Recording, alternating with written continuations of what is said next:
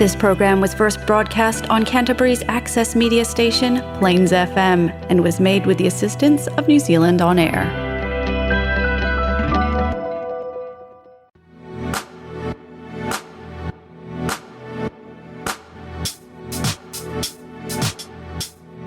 Hello everybody, and welcome to God is Not Absent, a podcast in which we share stories of faith in the lives of young people today. This podcast is hosted by me, Apurva Patelkana, a young woman who has embarked on her own journey with God and is incredibly curious to know if God really is as dead or as absent as many Westerners nowadays seem to think so. And my guest this week is my good friend, the William Stedman. So Will and I, we know each other from youth group. We went to the same church, go to the same church, and we also did a few engineering courses together at University of Canterbury, so we became good mates then. Yeah. And we've just had lots of theological discussions about God, what the truth is, and it's just been, it's been really cool to witness you, Will, and see how you've grown in your faith and how passionate you are about following God and sharing Jesus with the people around you. And that's kind of why I wanted you to be on this podcast, to share some of your life story on that, I guess. Yeah. So, Will, how's it going?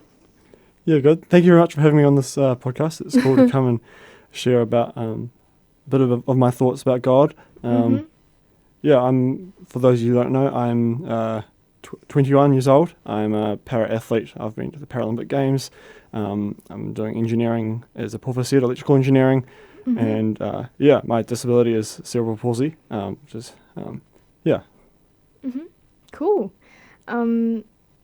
So I guess, how about we start there? How about we start with your athletics and your disability? How did your athletics actually start? So I've always been into sport a lot, like a lot of Kiwi kids. I did cricket and football as I was growing up. But one day, me and my family were actually in the UK on a kind of a 3-month sabbatical type thing. And the Paralympics happened to be on at the same time. And I was watching the Paralympics, not actually from the stands because all the tickets were sold out, but from the TV. And I suddenly thought, maybe this is something I could do. Because I already knew growing up that I had a disability. And it did affect me a bit, but it wasn't anything that restricted me too much. But I had kind of had this light bulb moment in 2012 when I was like, man, this is cool. I want to try to do this. And so from then I went back to New Zealand and started training and it went from there really. Wow. So I guess it's pretty cool that you had such a confidence to just try it out. So were your parents really helpful in that then? Yeah, definitely. I mean, I joined an athletics club back in New Zealand and kind of got integrated through there. I attended a few camps. Then in 2014, I met my current coach, George Edwards, and from then we started training, and I managed to make the World Champs team in 2015 through some different classification changes. And then after that, I attended the Paralympic Games in Rio the next year. So, it was pretty crazy how things evolved in the 4 to 5 years. But it's been really cool. Yeah. And so I guess your life looked quite different from what you imagined it to look like. Yeah, I mean, I think a lot of kids kind of have these dreams about being a professional athlete in a sense. And it is sometimes a bit surreal to me that has come true, that I am doing athletics for a living, and it's something that, is a huge part of my life. I really enjoy it. I mean, I've got lots of other things in my life as well, Church is a big part of that. So is my uni, my family, my friends. And so I think it's really important to keep balanced, and I don't want sport to become something that's the only thing in my life, because, you're only an injury away from it all being taken away. So, that's definitely important, but it's definitely not the everything to me. Yeah. So I guess you find it quite easy then to find your value from other places in life?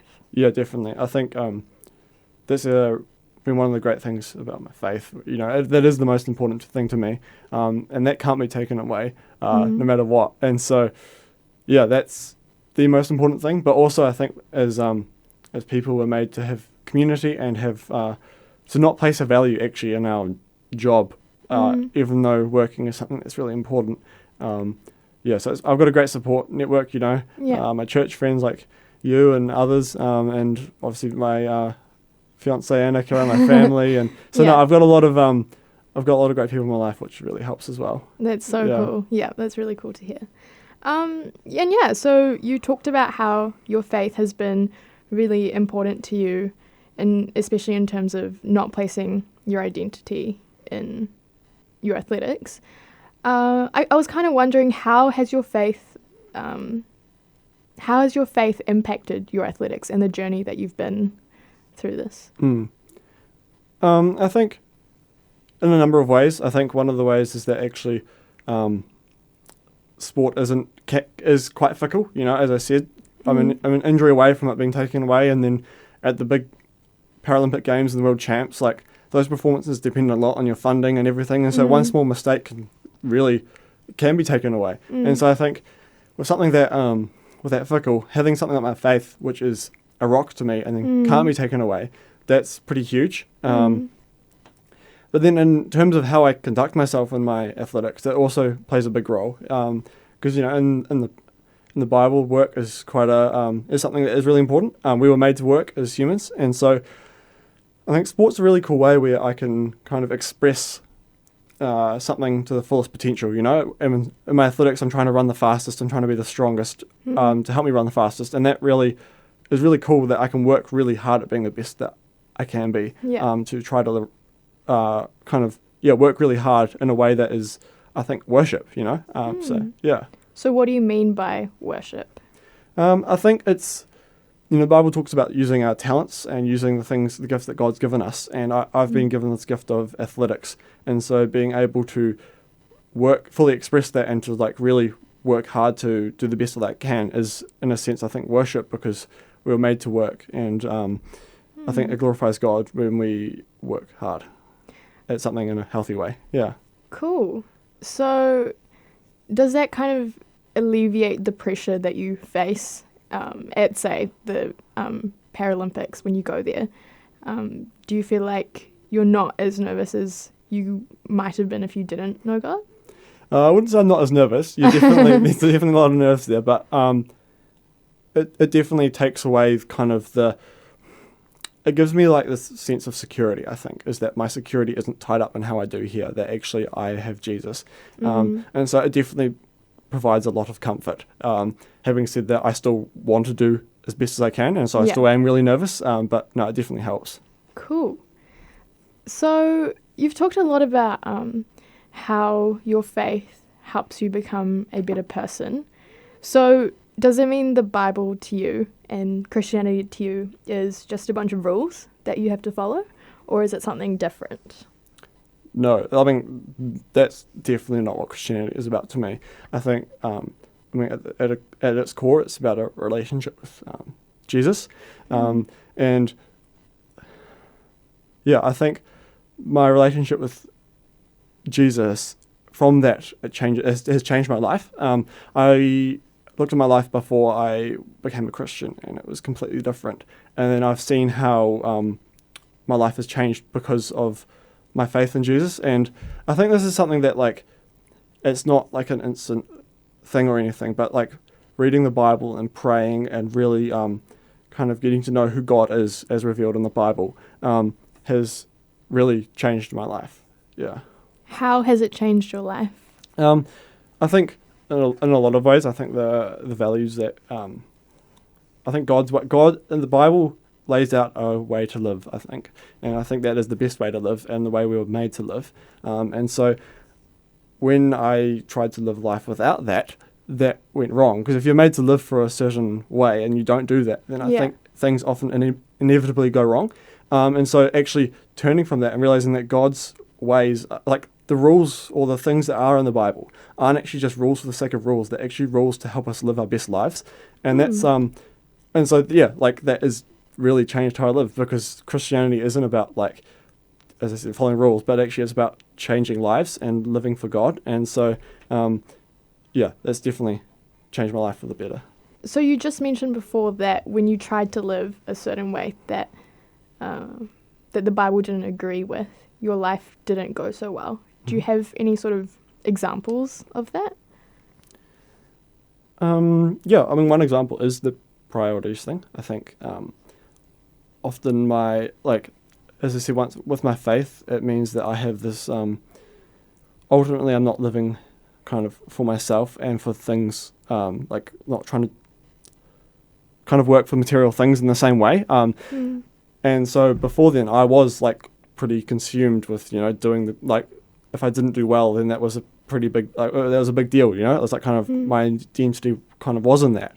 And so that has big implications for, how you, like mental health and just like how you feel. Although I never had any huge struggle in that area, it definitely was a big thing. And so when I kind of actually became a Christian, that was a huge big weight of me, I wasn't having to carry the responsibility of having to do everything perfectly and to be, make sure I did everything like right. Actually, totally, it was on Jesus, and Jesus talks about come to me all who need rest, and I'll give you rest. And I think that's been one example of what how it's really changed my life.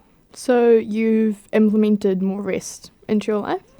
Well, I mean that in a bit of more of a figurative sense. Okay. That actually I don't have this pressure that everything's on me. Actually, everything is through Jesus. I don't have to be perfect because Jesus was perfect for me in a sense. But now you mentioned that rest has been a big part actually that I kind of learned a few years ago. I kind of had this burnout period after Rio when I was going through doing athletics and my schoolwork and everything. And I just was a bit overwhelmed. I couldn't concentrate. It wasn't a fun time. And after that, I actually just implemented having one day off a week, and that's not like a kind of a legalistic thing. There's some weeks I can't do that, but I'd say 90% of the time I have a day off a week where I don't do any athletics or any uni work or anything, and that's had a huge impact on me. I think just having a day a week where I can rest and just not having to work, and that's had a huge, big impact for me. And I haven't burnt out like that since, which has been really good. Wow, yeah. And I guess it's a little bit countercultural to value rest over work these days anyway. Yeah, definitely. I think both are important, right? We can go down to extremes of one being too focused on work, but then also being lazy. And I mean, I've been guilty of both in a sense, I think, in my life, as I think I'm sure lots of people have. Yeah. But no, I think having a balance of both is what we're made for, and we can definitely see that in the Bible with that kind of the idea of the Sabbath, and That's really, I feel like you've gained a lot of wisdom over the years over this, so it's pretty cool to see. And I guess you do talk about how Jesus helps you take the pressure away from yourself to be perfect in all of this. So do you feel like Jesus is an actual person that you interact with? Yes, I believe he was and is a person. He walked on this earth 2,000 years ago, but actually he is still alive today. And then that all Christians that people who are Christians have the Holy Spirit inside them, and we can actually have direct access to God because of what Jesus did on the cross. Yeah. And do you feel like you have a personal way of connecting with Jesus? Yeah, I think prayer is, that is talking to Jesus, really. And that is, a really important part of my life. I mean, I would like to do it more, but I think when I pray, it is kind of like offloading my burdens in a sense, and like praying to Jesus. And I really feel just weights off my shoulders when I pray to Jesus, as, it's definitely tangible. Yeah. Do you feel like your perception of God has changed throughout this time that you've been reading the Bible more and praying more and all of this? I think, especially in the sense my idea of what it means to be a Christian has changed. You know, I grew up as a pastor's kid and been in church my whole life, but I think for a long time I was like, oh, if I go to church and I'm a PK and I kind of vaguely believe this intellectually, then that's what it means to be a Christian. But actually, I've learnt in the last few years that what it does mean to be a Christian is actually that you've got to walk the talk in a sense. You know, Yeah. It actually means something for how you live your life. Definitely. And that has to be, that there should be a difference in how we live our lives once we're Christians than before. And that's not at all, we can't earn our salvation, you know, like it's a gift from God, but actually that kind of good works and and differences in our lives does need to follow faith. Yeah. And you feel like you're growing in that every day? I'm growing in it. We'll never get there, and definitely I'm very, you know, I'm definitely a long way from where I was, but I've still got a lot of my life that isn't the way it should be, you know. Yeah. A lot of sin in my life, but it's definitely heading in the right direction. Well, thank you so much, Will, for coming to join us in this podcast. And I was wondering, did you have a song about God or about Jesus that really helps you connect, and would you like to share it with the rest of us? Yeah, definitely. It's called King of My Heart, and the reason I really like it is that it just, you know, the chorus goes, "You are good, you are good," and I think that's something that even when life is not going well, even when things are going wrong, actually God is always good. And I think being reminded of that constantness of God is something that is really powerful. So, yeah. That is a great note to finish on. And just want to say thank you to everyone that's joined us in listening to this episode, and we hope you have a great rest of the day.